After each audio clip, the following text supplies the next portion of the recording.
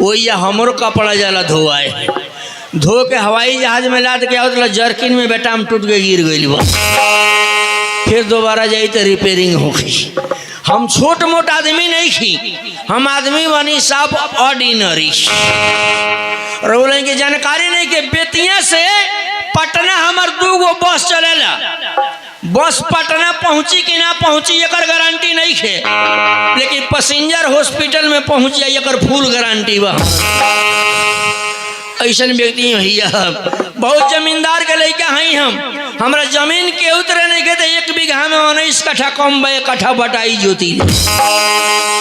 वो जौना साल ले लेला वो साल वही तरह घूमते रह जाइए।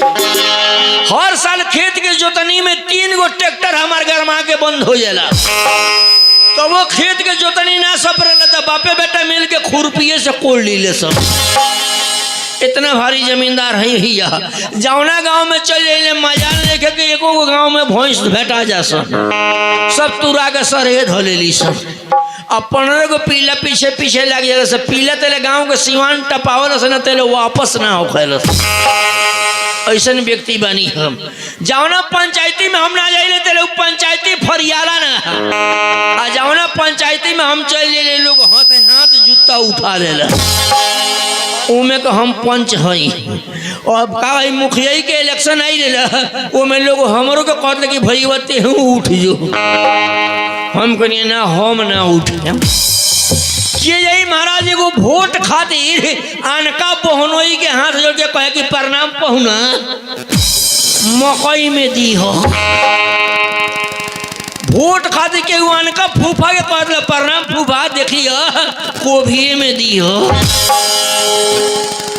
हाँ खाली वोट खातिर हाथ जोड़ के केहू कहते देखिए मौसी ध्यान दिए लड़का वही हमारे के भंटे में दी है,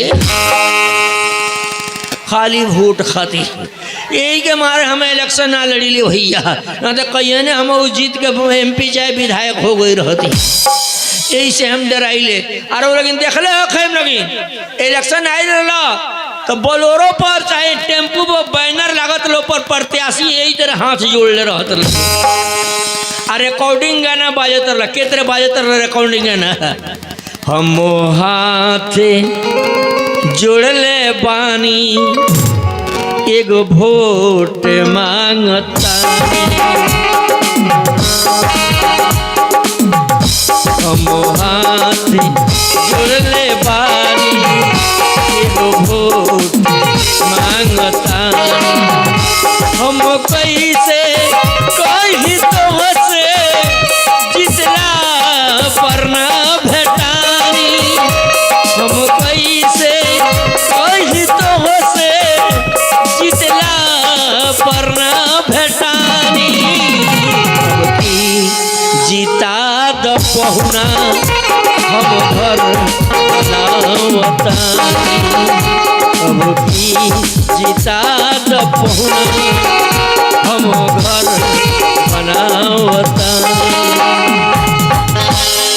आ देख लो प्रत्याशी के साथ 2 गो आदमी घूमेला, कौन कौन आदमी घूमेला, एगो थूथूर आ दूसरा का कुकुर,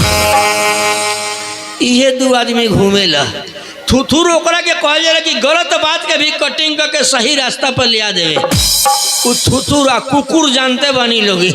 साथे घूमत रही लो, जहाँ देखी लो पोलोथीन मिलता वही मारी लो जमाई की, देखी ना बड़ा देह में दर्द हो गई तो बुझे मारी ना तो गरीब बोतल से नहीं के मिले तो उजार का पोलोथीन में रहता, खोसी के मुतौर खानी रहता, पतंजलि के जगह पर ही मुतांजलि चल सर दे कोना काटा दिल मुंह में बुझाता खोसी करते ये कुकुर हलो। आ कहीं डेंजर राइट, आ कहीं चौक चौराहा पर मांस भुजाई देख ली तो वही मारी ले जा कहल मुखिया जी आज BFA नानू आवे तो मुखिया जी समझिए कुकुर मानी ना बिना घींच ले तो जब 50 गो रुपया देवे के पड़ी। आ जब हार जाइल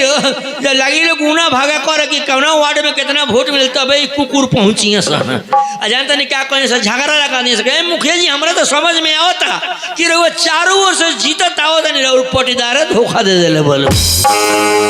लोग कही हाँ बात सही कहते रहे प्रजा सरवा गड़बड़ा दिले बरस ये दू लोग मारे हारान रहे ये दो आदमी हारवा दिले वो लोग देखिए लोग 15 अगस्त के चाहे 26 जनवरी के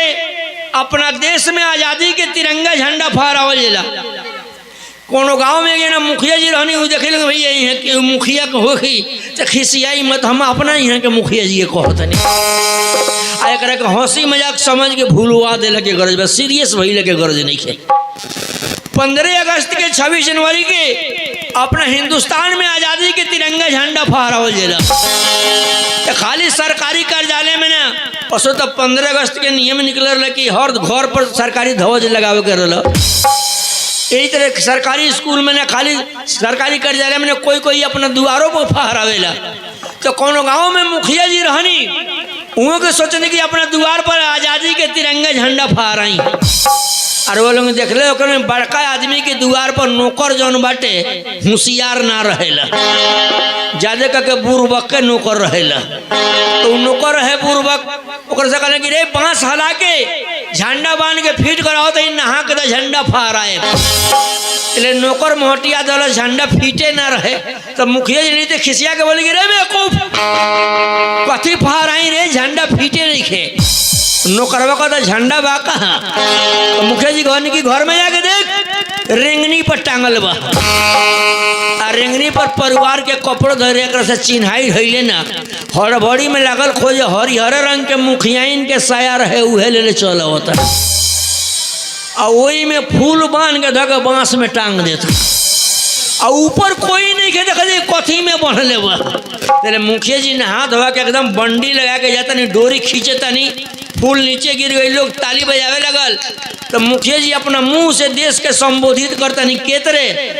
कि आप लोग जो ऊपर लहराते हुए देख रहे हैं ये हमारे देश का शान है। चले नौकरवा का ध्यान हो तो कहता दादा रे इस साड़ी के भीतर है रही कहता देश के शान हो देखो तनी बड़ा शिकायत हुई। मुखिया जी दोबारा बोल देते नहीं